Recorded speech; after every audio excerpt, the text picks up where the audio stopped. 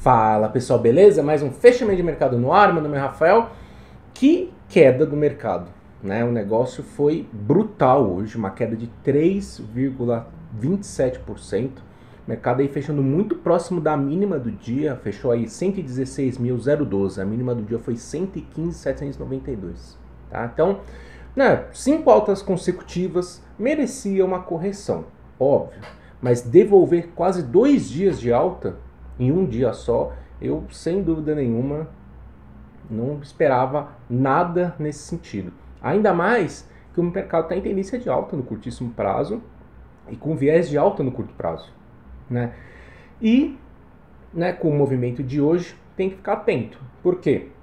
Se seguir com essa queda, ou seja, deixar para trás essa mínima do 115.792, lembra que na sexta-feira a gente falou que quando rompeu esse 117, armou um pivô de alta, né, com espaço até com espaço para a máxima do ano, né, os 121 mil pontos, que poderia encontrar uma dificuldade para romper, mas a probabilidade é maior por conta dessa tendência.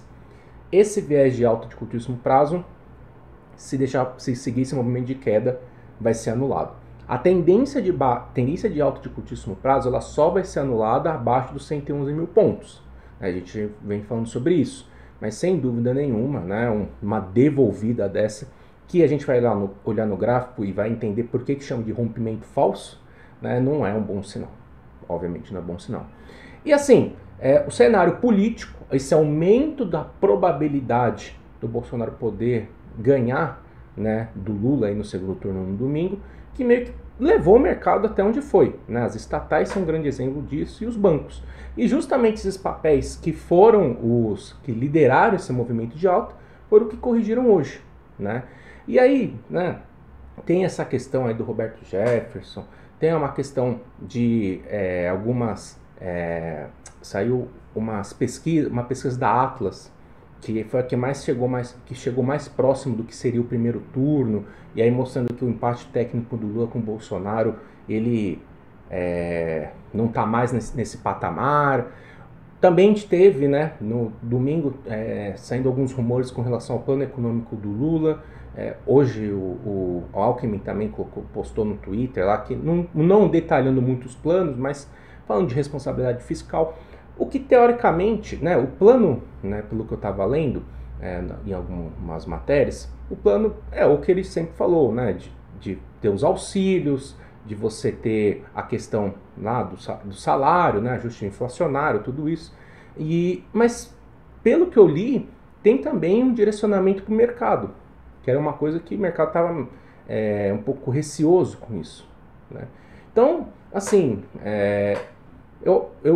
obviamente, a queda foi com uma questão política, mas e a redução da probabilidade do Bolsonaro ganhar do Lula, né? Mas assim, por enquanto, a tendência está viva, né? Então, vamos ver. Até que se prove ao contrário, a tendência está viva, né? Gostaria muito de ter feito parcial na abertura do dia. Nunca, que eu falei, se eu imaginasse que ia cair 4%, o Banco do Brasil ia cair 10%, né? Aí eu com certeza, nos primeiros 15 minutos eu ia fazer a parcial de metade da minha posição, né? Mas a tendência ainda não foi anulada, né? E o mercado ainda ainda segue atrativo, né? Os múltiplos ainda estão atrativos. Então, vamos ver, né? Como é que vai ser. E assim, tudo bem ter a questão política. Aí se você for ver a curva de juros, ela subiu, óbvio, mas não subiu muito não, né? Então não sei, assim, vamos ver o que vai ser, vamos ver o que vai acontecer.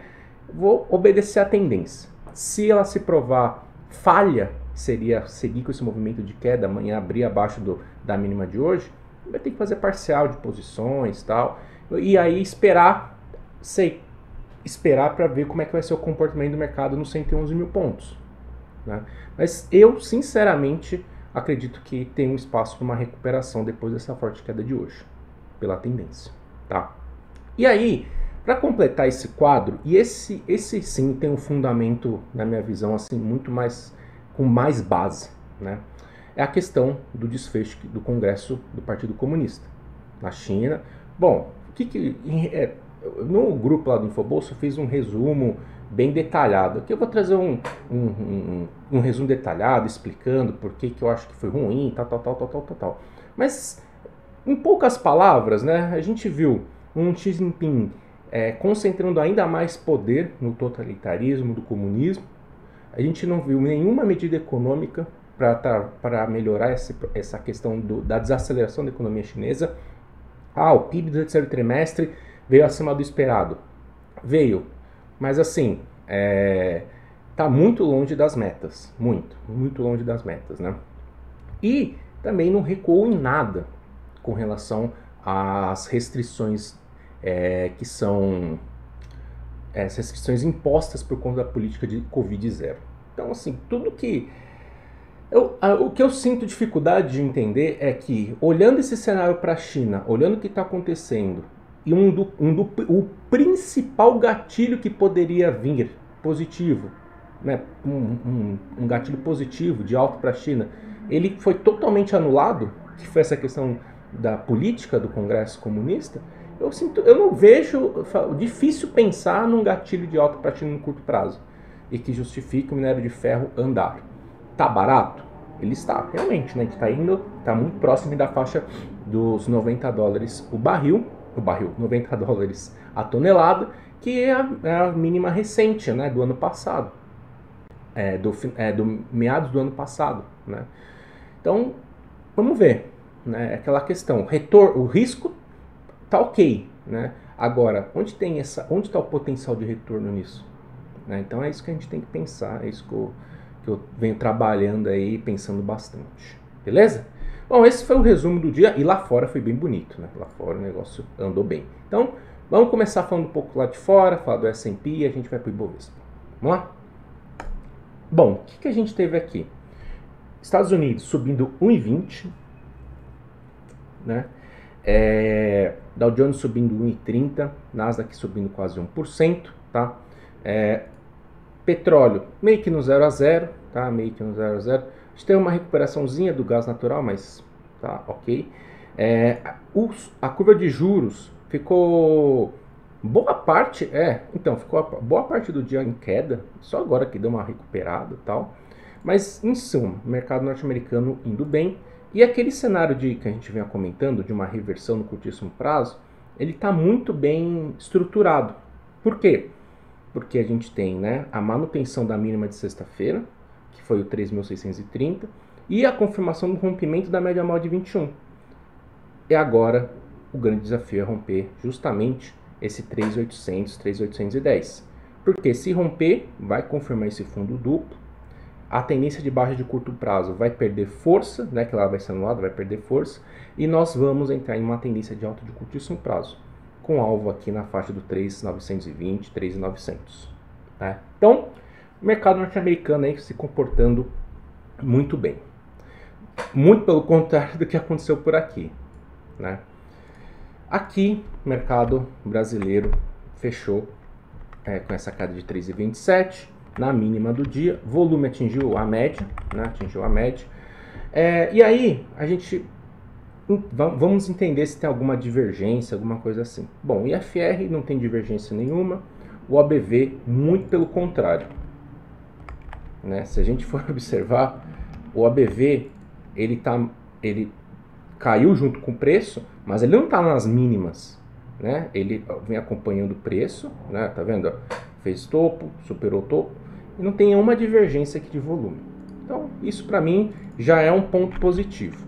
Por quê? Porque eu tenho que acreditar na tendência, né? A tendência é o que responde para mim se eu fico mais agressivo ou não para determinado ativo, determinado ativo, determinado mercado.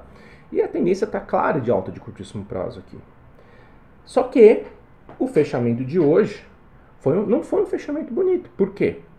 Fechou abaixo da mínima de sexta-feira, que foi justamente esse ponto aqui, ó, foi a partir daqui que a gente teve esse pivô de alta sendo confirmado e que foi anulado hoje. Né? Então, o momento de alta de curtíssimo prazo, a tendência de alta de curtíssimo prazo, ela está viva. Enquanto estiver acima dos 111,630, para mim, eu vou em busca de compra. Com certeza eu vou em busca de compra, né? Inclusive a gente tem mapeado alguns papéis aqui que, se eventualmente mostrar força compradora no mercado, a gente vai em busca deles, né? Agora, se seguir em queda, né? Em vez de pensar em comprar onde teoricamente eu pensaria em comprar, que foi o último topo rompido, eu vou em busca da compra próximo do último fundo formado, né? Então há espaço para uma correção. E aí, nesse processo de correção, na expectativa de uma correção para preços mais interessantes, fazer parcial, né? E feitas parciais, em busca de melhores preços, né? Então é mais ou menos isso, tá? Não foi bonito, né? Não foi um negócio interessante, mas não tem uma divergência brutal de venda, né? E a tendência de alta ainda está mantida. O que não pode acontecer é amanhã fechar abaixo dessa mínima, porque aí vai confirmar, né? Vai ter um rompimento falso, né? E aí caminho aberto para voltar para cá. E aí tem que fazer em busca, fazer parcial, né? E o grande destaque do dia foi essa queda do Banco do Brasil, né? O papel, caiu 10%. Cara, é inacreditável esse papel cair 10%. Eu não sei há quanto tempo que o papel não cai 10%. Há muito tempo. É muita coisa. Muita coisa mesmo. Para um banco, mesmo, estatal, não sei o que, mas mesmo assim, cara, é muita. Olha, sei lá, há muito tempo que isso aí não acontece. Sei lá, foi em 2020? Cara, deve ter sido em 2020, alguma coisa assim. Porque assim, é muita coisa. E, querendo ou não, o que aconteceu? O papel, ele anulou também, conforme que nem o mercado, anulou esse pivô de alta, mas ainda está em tendência de alta no curto e curtíssimo prazo, na verdade, né? No curtíssimo prazo em especial, porque ainda segue acima desse gap, né? Acima desse 39,50 e também acima desse, em especial acima do 37,70. A gente só vai falar de fim de tendência de alta de curtíssimo prazo abaixo do 37,70. Então o papel volta para um ponto extremamente importante depois de uma queda dessa e querendo ou não, ainda está em tendência de alta. E o múltiplo, que é uma questão, né? Não, mas quem sabe o banco tá caro. O múltiplo não tá caro. Tá? Eu imaginaria, o que eu pensaria, beleza, tá corrigindo, vai atingir aqui esses R$42, segurar por aqui. Foi muito mais do que eu estava esperando. Né? Então vamos ver como é que vai ser.